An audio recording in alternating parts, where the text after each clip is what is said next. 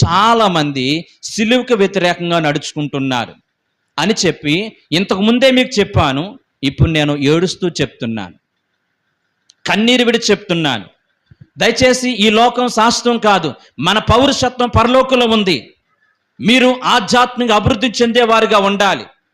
ఈ భూలోకంలోనే దేవుడిచ్చినటువంటి విలువైనటువంటి సమయాన్ని సద్వినియోగం చేసుకుని ఆర్థికంగానే కాదు ఆధ్యాత్మికంగా కూడా ఎదిగేటువంటి స్థితుల్లో, అభివృద్ధి పొందే స్థితిలో మీరు ఉండాలని చెప్పి పౌలు గారు ఈ ఫిలిప్పీ సంఘాన్ని గూర్చి మాట్లాడుతున్నట్లుగా ఈ మధ్యాహ్న కాల సమయంలో మిమ్మల్ని గూర్చి కూడా దైవ సేవకుడు, మిమ్మల్ని గూర్చి కూడా దేవాతి దేవుడు ఒకవేళ ఏడుస్తూ ఈ మాటలు చెప్తున్నాడేమో, కన్నీరు విడుస్తూ ఈ మాటలు చెప్తున్నాడేమో. దయచేసి గమనించుదాం. ఎప్పుడు కూడా మన కడుపే మనకు దేవుడిగా భావించకూడదు. ఎవరు కూడా సిలువకు వ్యతిరేకంగా నడిచేవారు కాకుండా సిలువ యొక్క అడుగు జాలు నడిచేటువంటి కృప దేవుడు మనందరికీ దయచేయునుగాక. ఆమేన్. హల్లెలూయా.